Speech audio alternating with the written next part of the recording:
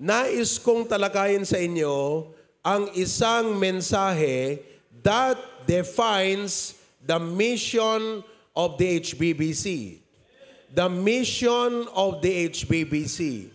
Ang misyon, ang layunin, ang rason kung bakit merong Hosanna Bible Baptist Church. Bakit nga ba may HBBC sa Bacara, sa Pasukin, sa Lawag? Bakit may HBBC sa Australia?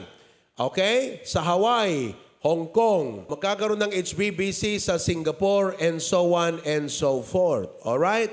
Ngayon, let's turn our Bibles to Matthew. But before that, I would like to state the title of this message, okay? Why we do soul winning, discipleship, and church planting. Okay? Bakit tayo nagsusoul winning, nagdi-discipleship, at nag-church planting? Tatlo yan, ha? Tatlo yan. Everybody say those three words. Go. Soul winning, discipleship, and ayon. That is the mission of HBBC. Yan ang mission. Ibig sabihin, kaya tayo itinayo, itinalaga at inipon ng Panginoon so that we do soul winning, discipleship, and church planting. Tanong, Pastor, ano ang soul winning? Who can recite to me what is soul winning? Ilocano or English? Come on. Pambira kayo mga young people, ang tatalino nyo sa school, hindi nyo man lang ma-memorize yan, ha? What is soul winning? Soul winning. Come on, try it. I'd like to try. Prepare a microphone, my friend. Magalipta kayo. Who would like to try? Sige, what is soul winning? Soul winning. Mira, hindi nyo alam ang soul winning? Panangirugi nga. Alam nyo pala eh. Sige na. Kahit magkamali, kahit kulang, wag lang sobra. Sige na. Who would like to try? Sige na. Sa mga young people, what is soul winning? What is soul winning? Meron? Okay, Lex. Okay. Soul winning. Hello. Soul winning is sharing God's word or saving a lost soul. Yun. Soul winning is sharing God's word or saving a lost soul. Sa makatuwid, hindi man tayong nagliligtas, pero binabahagi natin yung salita na makakapagligtas sa kanila. Very good. Very good. Who else would like to try? What is soul winning?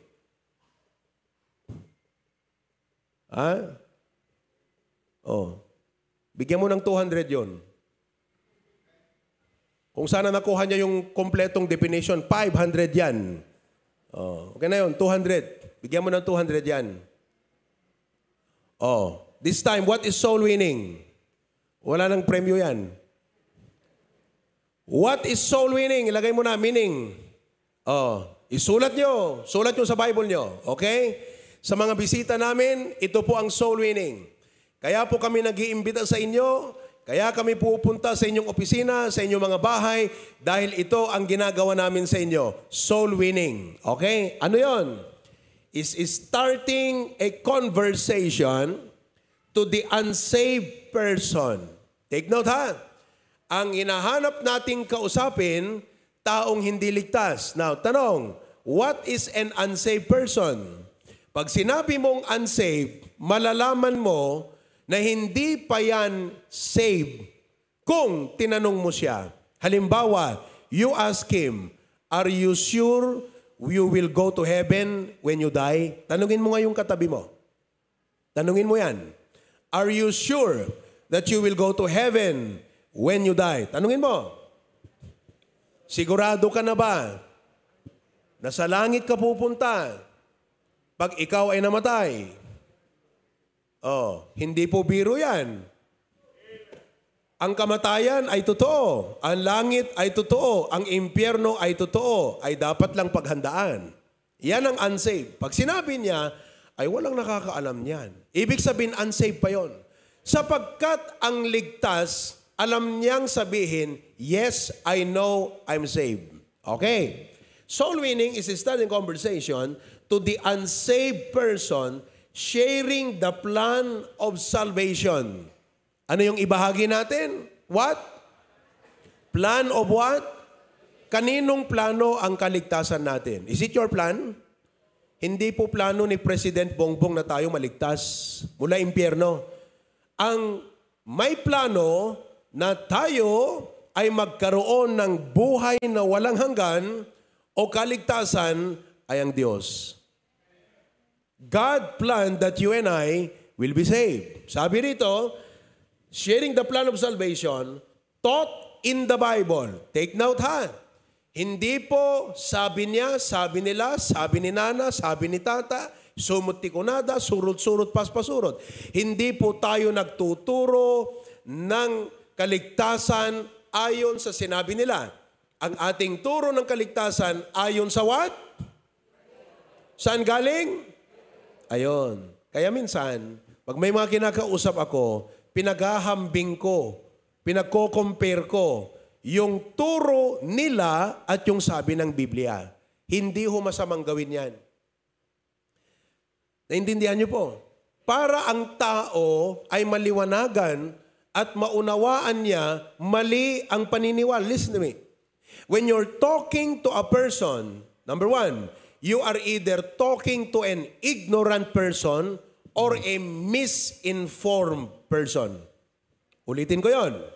Pag nag-share ka ng Word of God, either ang kausap mo walang alam sa Biblia. Kaya kahit abogado pa yan, kahit doktor pa yan, na nag-aral ng 4 hanggang 8 taon sa kolehiyo, kung walang alam sa Biblia, mas lamang ka pa rin sa kanya. At kaya hindi ka dapat mangamba o matakot o parang magkudkud ang rikna. Ano ba Tagalog nun? Pambihira naman, no? Alinlangan. Tama ba ako? Magsarimadeng. Okay? Huwag kang matakot na kausapin because you are talking to a person who is ignorant, know nothing about the Bible. Subukan yung kausapin yung mga ano. Nung isang araw, I was in the Philippine Science High School in San Ildefonso, Ilocos Sur. Kinausap ni Pipo yung dati niyang teacher.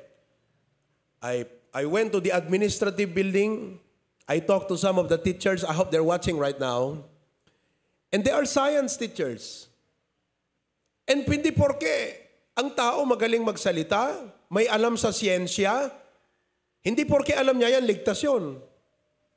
I'm telling you what, no secular education can teach you how to go to heaven. Secular education will teach you how to be successful in this life. Di ba? Tuturuan ka ng law of gravity. Tuturuan ka ng law of, ano yun, sa accountancy, law of supply and demand. Pero walang alam yan sa Bible. So when you're talking to a person, huwag kang matakot sapagkat either you are talking to someone who don't know the Bible. They may know some from the Bible, but they don't know the entirety of the Bible. Parang karpintero. Siguro, alam niyang humawak ng martilyo, pero hindi niya alam paano gamitin yon. So tayo, alam natin yan. Pagkat naligtas na tayo nalaman na natin ang katotohanan. So, you are either talking to an ignorant person. The word ignorant is not bad. If you accept it, you are one. Ignoramus. Or you are talking to a misinformed person. Pag sinabing misinformed, may alam pero hindi tama yung nalaman. Ibig sabihin na fake news po yan. Madaling salita, na scam. Malamang ang alam niya, parang yung isa, kausap ko. Sabi ko, ma'am, if you die today, are you sure you will go to heaven? Ang sagot sa akin, Pastor, I'm doing the best I can. Definitely, somebody taught her that. May nagturo sa kanya yon. Kung sino man ang nagturo sa kanya, mga kapatid, mali ang tinuro sa kanya. Kung tinanong kita ngayon, ikaw ba pag namatay, sigurado ka sa langit pupunta? Pag sinabi mo, Pastor, hindi ko pa natutupad yung lahat ng sacraments. Kung sino man ang nagsabi niyan sa'yo, mali ang nalaman mo. You are misinformed. O halimbawa, sabing ganyan, tinanong, are you sure that when you die, you will go to heaven? Pastor, I hope so. Kasi hindi naman ako masama, hindi naman ako kriminal, wala naman akong pinatay, wala naman akong ninakawan. Mabuti naman ho akong tao, palagay ko, maliligtas ho ako. Kung sino man ang nagturo niyan sa'yo, gusto kong malaman mo, you are misinformed. Kaya listen to me, pag tayo ay nag-share ng gospel, huwag matakot. Because either ang kausap mo, walang alam sa Biblia, o may alam, mali ang nalaman. Wrong information. Ulitin natin, ano yung ating ginagawa pag soul winning? Sharing the gospel or starting conversation to the answered person, sharing the plan of salvation, taught in the, yung tinuturo natin, Tito Jerry, na salvation, galing sa Biblia. Amen? Taught in the Bible, so he can understand. Amen po ba? Anong ibig sabihin ng understand? Tumayo sa ilalim. This is stand, this is understand. Okay? Para makaunawa. At anong gagawin? Repent of his sin or repent of his unbelief. Magsisi sa kanyang maling paniniwala. Ang dapat ho sa tao, magsisi sa maling paniniwala. Hindi lang magsisi sa kasalanan, magsisi sa maling paniniwala. Ngayon, kung naniniwala ka, naligtas ka dahil sumusunod ka sa utos, mali yung pinaniwalaan mo. Pagsisihan mo yan. Talikuran mo yan. Magsisi ka sa maling paniniwala. Hindi ka maliligtas kahit sinabi mong, tinanggap ko si Jesus, pag hindi mo tinalikuran ang maling paniniwala. Sapagkat ang pagtanggap kay Jesus ay sa kabilang banda, tinalikuran mo yung maling paniniwala mo at sumampalataya ka kay Kristo lamang. Yun ang ibig sabihin ng kaligtasan. Naintindihan niyo mga kapatid? So, by the way, what is faith? Sige nga, define natin ng faith. Ilagay nyo na, alam nyo na yan ha? Acrostic ng faith. Ilagay nyo, what is faith? Spelling natin ng faith. Spelling. Ayun. F-A-I-T-H. Yan ang spelling ng faith. Okay? What is faith? Eto na. Lagay mo na. Faith. Yan ang faith. Forsaking all, I trust Him. Yan ang faith. Forsaking all, I trust Him. Ano ang Tagalog ng forsake? Iwanan. Talikuran. Hello? Ibig sabihin, yung dating alam mo, na akala mo, doon ka maliligtas, iwanan mo yon. At sumandal ka kay Kristo bilang iyong tagapagligtas. You cannot put your one foot on a wrong belief and the other foot on Jesus and be saved. That is not what the Bible says. Ang sabi ng Bible, whosoever believeth in Him. Hindi sinabi, whosoever believeth in Him and in His religion will have eternal life. Kaya kung naniniwala ka na dahil may relihiyon ka, kaya ka maliligtas, sasabihin ko sa'yo, sige, challenge, relihiyon mo na lahat, hindi ka pa rin maliligtas. So, anong gagawin mo? Talikuran mo yan. Iwanan mo ang paniniwalang yan. And put your faith in Jesus Christ alone. Oh, yan ang faith. Forsaking all, I trust Him. Ikaw, have you trusted Jesus? Have you put your faith in Him? Have you forsaken all your wrong belief about salvation and trusted Jesus alone? Ang sabi ni Kristo, I am the way. Baka may iba ka pang alam na daan. Kung meron, hindi papuntang langit yan.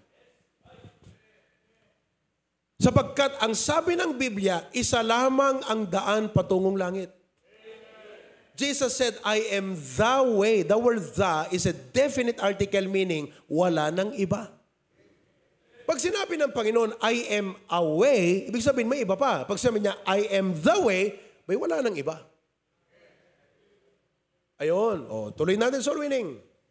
Okay. From the Bible so that he can repent from his sins or unbelief and accept Christ as his Savior and will have eternal life. Yan ang soul winning. Kaya ho kami pupunta sa bahay, kaya ho kami pupunta dyan sa Ilocos Sur, next week nasa Cagayan na naman kami. Hopefully December nasa Hong Kong kami at nasa Singapore kami. Kung loobin ng Panginoon. Hopefully sooner or later nandyan na kami sa Australia. Anong gagawin namin dyan? Mamasyal? Hindi po. Soul winning ang gagawin namin dyan. Kakausapin natin ang mga tao at ibahagi natin sa kanila ang plano ng Diyos ng kaligtasan ayon sa Biblia upang ang tao ay makaunawa at tumalikod sa maling paniniwala at tanggapin si Kristo bilang kanyang sariling tagapagligtas. Iyan ang soul winning.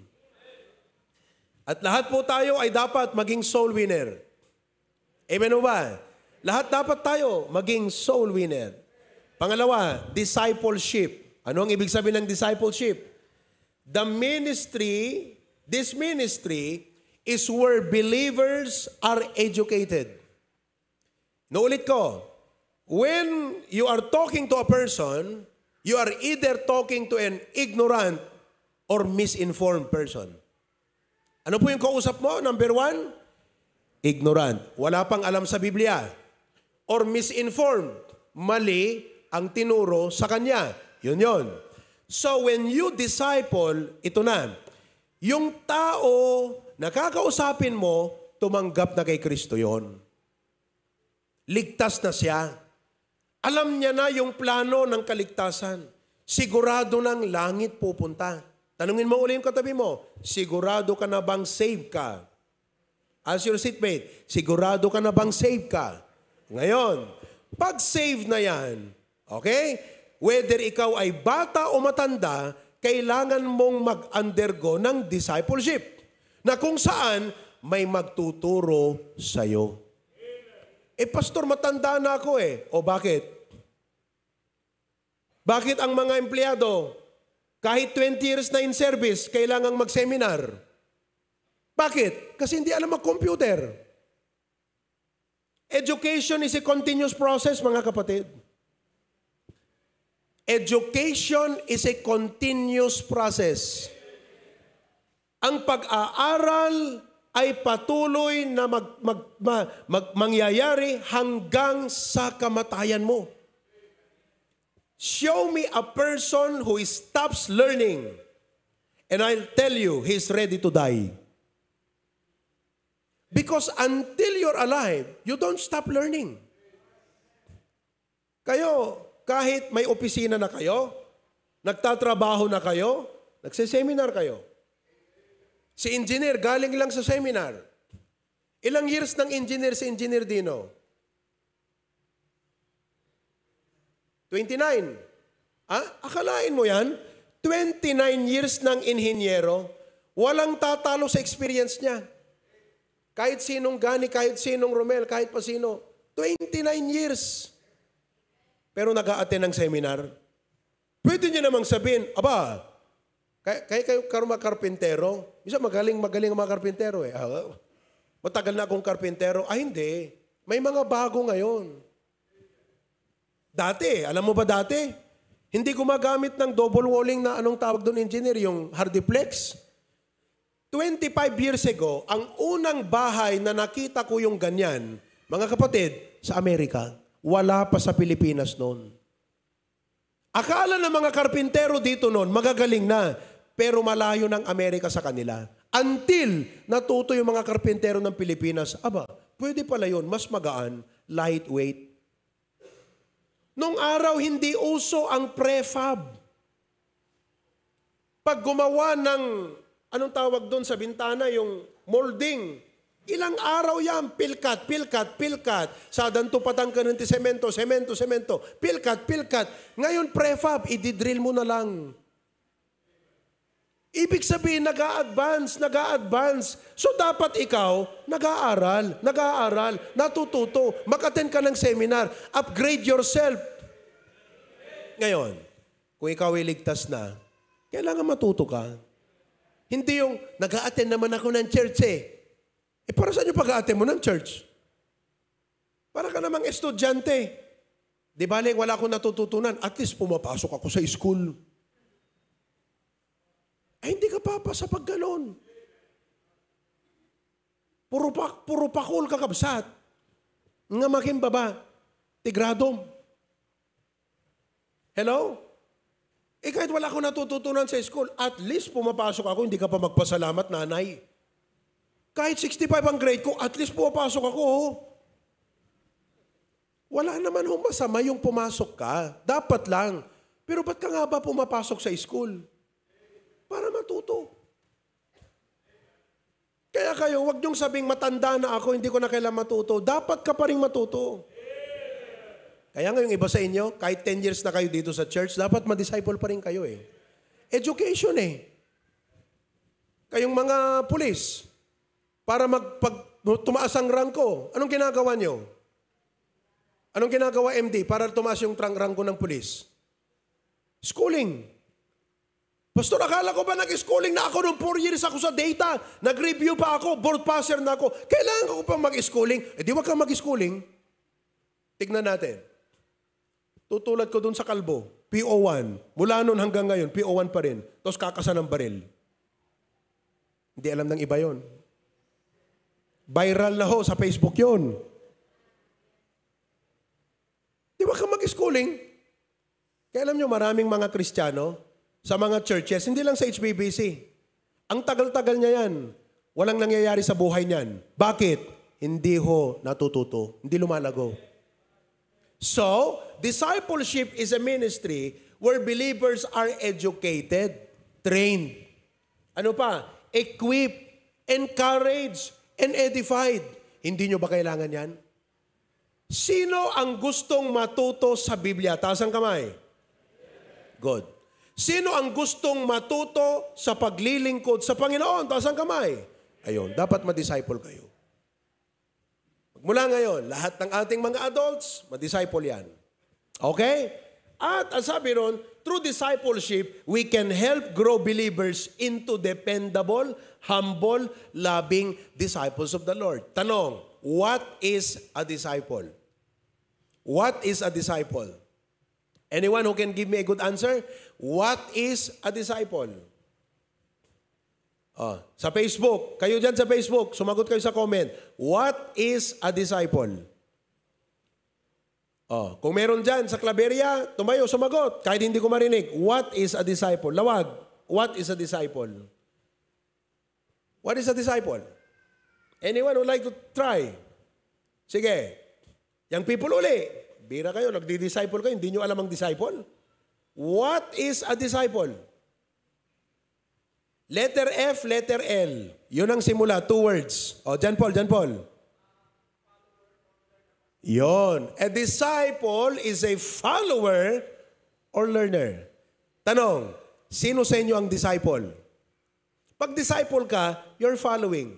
Whether you like it or not, ang buhay mo ay resulta ng mga sinusundan mo. Pag ang nasundan mong kaibigan ay basketballista, malamang magiging ganun ka rin. Pag ang nasamahan mong kaibigan ay magbibisyo, magiging ganun ka rin. Pero ang disciple of Christ is a follower of the Lord Jesus Christ. And he is a learner. Kaya po, listen, yan ang misyon ng HBBC. Kaya ho kami pumunta sa Ilocos Sur para una, mag-soul winning. mag-disciple. And number 3, church planting. Church planting. Kaya yung title ng ating lesson, okay, why we do soul winning, discipleship, and church planting. Hello? Oh, naintindihan nyo na po ang soul winning, ang discipleship, and church planting. Okay. I-skip ko yung number 1, i-skip ko yung number 2. Pumunta tayo sa number 3. Bakit nga ba tayo nagso-soul winning, nagdi-discipleship, nagdi-church planting? Bakit ho? Okay, because of this, number 3. We are making investment for eternity. Makinig ko kayo ha. We are making investment for eternity. Now listen. Kung hindi ka pupunta sa langit, the only treasures that you will value are the treasures of this present life. Agree or disagree? Pero kung tagalangit ka na, saved ka, di ba? You go to heaven. Then, the treasures that you will value are not in this life. They are in heaven. So what do? You turn your things, you turn your time, i-convert mo yan. Yung time mo, yung talent mo, yung treasure mo, yung position, yung resources mo, i-turn mo yan into asset. Turn that into an asset. Now, para sa inyong mga young professionals, it's not about earning money. It's how good you are in increasing your income and creating assets. That's a foundation to wealth. And that's biblical. Kahit marami kang pagandang sweldo mo, pag hindi ka marunong mag-increase ng income mo at mag-create ng assets, hindi ka yayaman. Tingnan mo, teacher ka, 25,000 a month, 30,000 a month. Kung dun ka lang nakadepend, di ka na yayaman. Hanggang dun ka lang. So to increase your wealth, learn to increase your income and create assets. That is from a world view perspective. Kaya nga sabi ni Robert Kiyosaki, yung bahay, asset o liability? Yung bahay, asset o liability? Sabi niya, liability. Sapagkat ang difference ng asset at liability ay ito. Ang isang bagay ay asset pag nakakapagpasok ng pera sa'yo. Asset yan. Pero pag kumukuha ng pera sa'yo, liability yan. Kaya nung ginagawa ng iba sa Manila, bumili ng sasakyan. Pag ang sasakyan, ginagasolinahan mo yan, pinapagawa mo, change oil mo yan, kumukuha ng pera sa'yo, liability yung sasakyan. Kahit siya ay commodity. Kaya nung ginagawa, yung iba na nagtatrabaho sa opisina, pinapa-grab, pinapa-Uber ang sasakyan. Pagkatapos ng office hours, inoon ang Uber at Grab, at for 2 or 3 hours, pinanghahanap buhay yung kanyang commodity. Kaya, yung kotse niya, nagdadala ng pera sa kanya, it becomes an asset. That is financial literacy 101. Hindi nyo matututunan sa eskwelahan yan. Kasi ang Pilipinas, employee mentality. You want a secured, stable job. You don't want to take risk. Ang mga millennials, you know a lot. Information age to eh. But you are afraid to do something. Oh, kayong mga millennials, tama ko hindi? Ang dami nyong alam, halos lahat alam nyo, pero takot kayong gumawa ng bagay. Tanungin nyo yung mga oldies. Walang masyadong alam, but they learned by doing things. Through their mistakes and failures, they learned. But they took the risk. Millennials today are afraid to take the risk. Oh. Kahit man tayong HBBC, pwede nating sabihin, oy, wag na tayong mag-church planting. Okay na tayo rito. We are afraid to step out from our comfort zone. Kung gusto mong lumago, kung good steward ka, iniisip mo lagi, paano palaguin ang binigay ng Diyos sa akin? Paano palaguin to? And then, listen, you turn your things to become an asset. Ngayon, kung ang ating konteksto ng pinag-uusapan ay makamundo, hanggang doon lang tayo. However, bilang mga Kristiyano, ang konteksto natin ay hindi lupa, kundi langit. So ang ating tanong, how do I turn my things in this life to become an asset na nagpapasok ng treasure sa langit? Yun ang dapat mong tanungin. Kasi kung ang tanong mo lang sa sarili mo, I will turn my things to an asset para kargahan ng kargahan yung bangko ko, sasabihin ko sa'yo, pag namatay ka, hindi mo madadala yan. Hindi mo madadala yan. Wala hong masama na kayo may mga laman ng bangko nyo. Walang masama. Kasi habang nabubuhay ka, you live wisely eh. Pero anong sabi ng Bible? Matthew chapter 6. Dumako tayo ha. Biblia tayo. Matthew 6 verse 19. Saka tayo magja-jump sa 1 Timothy chapter 6 verse 17. Okay? Matthew chapter 6. Magsi-shifting tayo ng mindset ha. Magkakaroon tayo ng shifting of mindset ngayong umaga. Okay? Pag nag-shifting of mindset ka araw-araw, grabe, yung utak mo parang buhay na buhay yan kada araw sapagkat nag-shifting of mindset ka. Okay? Matthew chapter 6. Basahin nga natin lahat. Lay not up for yourselves treasures upon... Oh, hindi ba yun yung sinasabi ko? How do you lay up treasures on earth? Aba, kumuha ka ng isang bagay, gawin mong asset para magkarga ng pera sa bangko mo. Yan ang lay up treasures on earth. Hello? Pero anong sabi ng ating Panginoong Yesus? Lay not up for yourselves, para sa inyo, treasures upon earth.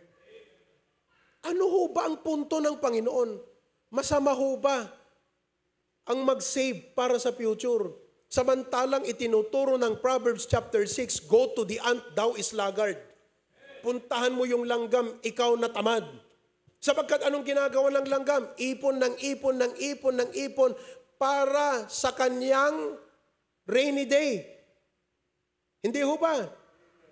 Nag-iipon sa harvest para pagkatapos nun may pagkain siya. Kaya ka nag-iipon para bibili ako ng bahay. Listen to me. Pag naunawan mo ang concept ng Panginoon, ganito magiging mentality mo. Magpapatayo ako ng bahay at gagawin ko yung asset na maglalagay ng treasure ko sa langit. Hindi yung magpapatayo ka ng bahay para lang sa personal enjoyment mo. Magpapatayo ka ng bahay para sa ministry. Because it's only then that your things become an asset that will convert your earthly thing into a heavenly gain. Makukonvert yan sa langit. Bumili ka ng sasakyan para may pangsundo ka ng tao, hindi lang para sa opisina mo. Parang yun. How do you turn your car into an asset? Huwag mo lang gamitin yung sakyan pang-office, pang-pasada mo yan. So in the same way, bumili ka ng sasakyan, hindi lang gamit pampamilya mo, kundi pandala mo ng tao sa church. Pag ginagawa mo yan, yun yung sinasabi ng Panginoon, lay up treasures in heaven. Naunawaan nyo na ba? Ang tagal na nating Kristiyano, wala sa mindset natin yan. And you don't know what it means to seek the kingdom of God first. Di nyo alam. Ang alam lang natin ang seek the kingdom of God first, Sunday, go to church. Hindi ho. It affects your stewardship. Yan ang seek ye first the kingdom of God. How you view money, how you view wealth, how you view possession, how you view your position, how you view your education. Everything. Yan ang inaapektuhan ng seek ye first the kingdom of God. Oh, basahin natin muli. Lay not up for yourselves treasures upon earth where moth and rust doth corrupt. Tama naman ang Panginoon, may sense. Oh, hindi ho ba? Bumili ka ng motor mo. After 1 year, laspag na. Pero kung yung motor mo, nagamit sa ministry, nalaspag man siya, pero nakapag-add ng gain sa heaven. That's an asset. Nagpapasok ng treasure sa langit yan. That is if you're a Christian. Pero kung hindi ka ligtas, hindi ka tagalangit, huwag mo nang pakialaman to. Hindi para sa'yo to. Kasi taga-impyerno ka. And I'm telling you, you cannot lay up treasures in hell. Hanggang dito lang yan. So go ahead, enjoy your life, eat, drink, and be merry. Why? Because you are going to hell. You're not for heaven. Pero if you are for heaven, then you better make sure na yung maikling buhay mo dito sa lupa will earn so much for heaven. That's what you do. Next verse. Tignan mo ha. Verse 20. Verse 20. Okay? Ang sabi pa nga doon thieves breakthrough. Ninanakaw. Ngayon dumadami na naman ang magnanakaw. Akyat bahay. Di ba? Alam nyo tong kapilyang to? May iwan din to Malay nyo, pagdating ng Panginoong Jesus, kukunin niya na tayo sa langit. O di ang maghahari si Antikristo. Di ba? Malay nyo, baka maging nila to, maging headquarter nila sa Bakara pagdating ng araw. Pero, ang dami na ang pagkagamit ng building na to para sa Panginoon. So that the investment that we made, maliit man o malaki na binigay mo, para itayo ang kapilyang ito, maiiwan man ito, pero yung essence niya is converted. Whatever you do for Christ will last. You have done it for the Lord, for the souls of men, for the building up of God's people. Kaya, kahit nawala na yung pera sa'yo, it's not a loss, it's a gain in heaven. Isipin mo na lang, kung ang mentality mo, payaman ng payaman sa sarili mo, tayo ka ng bahay sa sarili mo, bili ka ng sakyan sa sarili mo, tapos namatay ka, punta ka ng langit, wala, empty-handed ka ron. So what happened? All of those things did not become an asset, liability lahat. Only one life will soon be passed. Only what's done for Christ will last. Kaya habang may panahon ka, paggamit mo yan sa Lord. Ano mang binigay ng Panginoon sa'yo, make sure ipagamit mo yan para sa Kanya. Verse 20. But, sabi ng Panginoon, lay up for yourselves treasures in heaven. Are you laying up treasures in heaven? Let me ask you. Are you laying up treasures in heaven? Kayo mga nasa abroad, walang masama na kumikita kayo ng maraming pera. But are you laying up treasures in heaven? Because sooner or later, hindi ko kayo dinidiscourage ha. Ipon ka ng pera, nagpatay ka ng bahay sa Pilipinas.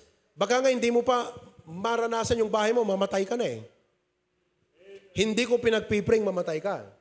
Pero ang sinasabi ko lang, maging wais ka, balansehin mo. You live and enjoy what God gave you, but don't forget, that's not all in life. It's not about enjoying blessings. It's about using your blessings for the kingdom of God.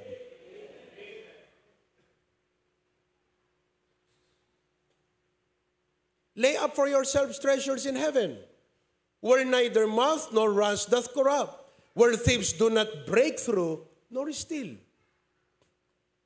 Pumunta tayo sa 1 Timothy chapter 6. Last verse natin. 1 Timothy chapter 6. Charge them that are rich in this world. Sino sa inyong mayaman? Pakisabi pakitaas ang kamay. Meron bang mayaman dito? Diyan sa inyong sanctuary dyan, kung nasaan kayo. Pakitaas ka ng kamay. Meron bang mayaman dyan? Pakitaas ang kamay. Okay. Sabihin natin given, mayaman ka na. Charge them that are rich. Ibig mong sabihin, may mensahe ang Biblia para sa mga Kristiyanong mayayaman sa lupang ito. Charge them that are rich, that they be not high-minded. Huwag ko kayong masyadong magyayabang. Huwag kang maging mayabang. Tatandaan mo ang sabi ng Bible, God giveth thee the power to get wealth. Huwag kang umasta na parang sa'yo lahat ang rason kung bakit kayo maman. God gives you the power to get wealth. Pinag-pray ko yung daklis. Ano Tagalog ti daklis anjibik? Hindi mo alam. Daklis. May nakakaalam ba ng Tagalog ng daklis? Dalhin mo na nga yung daklis mo para dito, pakita ko na lang. Ito, oh. Lambat. Ayun, lambat. Yung panghuli ng isda, yung hinahatak dyan sa may dagat. Okay. Bumili sila at bangka. Pinag-pray ko nung Lunes ng gabi. Ano ang binasa kong verse sa kanila? Deuteronomy 8. Ang sabi doon, mag-ingat ka at baka kung may bahay ka na, nakatikim ka ng masasarap na pagkain, makalimot ka sa Panginoong Diyos mo na hindi mo nagagawin ang kanyang mga utos. I have seen many people umangat lang sa buhay, kinalimutan na ang kanyang obligasyong Kristiyano. At tandaan niyo po, kailangang may ministry ka sa church. Yan ang magpuprotect sa'yo para hindi ka mawala. Kung wala ho kayong ministry dito sa church, kahit attend kayo ng attend, hindi ka lumalago. Malamig ka. Alam mo yan. Kaya dapat may ministry ka. Kahit malang usher ka. Kahit tagalinis ka ng CR. Basta may ministry ka. May ginagawa ka para sa Panginoon. Hangati umay ka lagatin para papudot tugaw. Ikaw yung tao, pag ganyan ka, yayaman ka, yayabang ka. Pero pag may ministry ka sa church, kahit yumaman ka, humble ka. Bakit? Kahit engineer Dino Asidera, pwedeng maglinas ng CR yan. Bakit? Nandito as a servant. Ikaw, wala kang ginagawa rito, umupo ka, para kang VIP. Anong VIP? Hindi ka VIP rito, ha? Kahit pa sinong mataas ang posisyon mo, ang ranggo mo, hindi ka VIP rito. Servant ka. Kang maging mayabang. Okay? That they be not high-minded, nor trust in uncertain riches. Oh. So anong sabi ko sa kanila? Eto, pagpipray ko tong lambat, pagpipray ko tong bangka, pagpipray ko kayo. Kayong may-ari nito, binigay ng Diyos. Pero ang Diyos ang may-ari ng dagat. At siya ang mag-uutos ng pangan. Ano sa Tagalog ang pangan? Ha? Kawan. Awan. Awan. Awan. Wow. Alalim nun, ha? Aha. Ang Diyos ang may-ari ng dagat. At siya ang mag-uutos ng awan ng mga isda na lalapit sa inyo. Ngayon, kahit anong sipag niyo, pag binagyo kayo ng binagyo, wala kayong mahuhuli. Kahit anong sipag nyo, pag hindi nag-utos ng Panginoon ng isda, wala kayong mahuhuli. Pero kahit sa kabilang dako, gusto ng Diyos mag-utos ng awan, pag tamad kayo, hindi naman magja-jump yung isda sa harap ng bahay nyo eh. So therefore, kung may nahuli kayo, huwag nyong sabihin dahil magaling kayo. Dahil ang Diyos, inutos niya yung isda. Kaya, pag nakahuli kayo ng maraming isda, huwag niyong kalimutan yung para sa Kanya. Partnership ito. I-apply nyo yan kahit nag-o-opisina kayo. May negosyo kayo. Agtaltalon kayo. Di-drive kayo di-tricycle. Ano man yan mga kapatid. Galing sa Diyos yung buhay mo. Sasabihin ko sa'yo, pag pinitik ng Panginoon ng ulo mo, dumugo yung utak mo, lahat ng ipon mong pampabahay, pupunta lahat sa ospital yan. Kaya pasalamat ka, malusog ka ngayon. Pasalamat ka, nakakapagtrabaho ka pa. Kaya pag kumita ka, huwag mong kalimutan yung para sa Panginoon. Para yan sa kanyang gawain. Partnership eh. Oh. Clear ba mga kapatid? Kaya wag lang sa tithes kayo nagbibigay, pati sa mission. Kasi ang tithes, ginagamit natin yan, operational expenses ng ating church.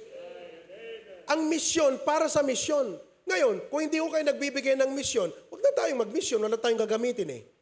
Kasi yung tithes, para sa operational expenses ng church natin yan. O di ba? Bumalik tayo doon sa 1 Timothy. But in the living God, who giveth us richly all things to enjoy. 18. Okay? O, ituloy na lang natin next time. Amen? Okay lang ba kayo dyan? Lord, thank you so much for our lesson today. Tulungan mo kami na mag-shift ang aming mindset. Na kami, ang aming sipag, talino at lahat, gagamitin namin sa lupang ito. Pero bilang mga Kristiyano, we know life on earth is so short. Eternity is eternity. Awampay nga katiting kalingkingan apo ni kumpara, tibiyag tirabaw ti daga kumpara ti kinagnanayon. And that's why we as your people are here to turn our blessings into stewardship or asset na magpasok ng treasures namin sa langit. Rewards that we will reap in the future. Maraming salamat, O Diyos, sa aming lesson ngayong umaga. Purihin ang pangalan mo. In Jesus' name, amen.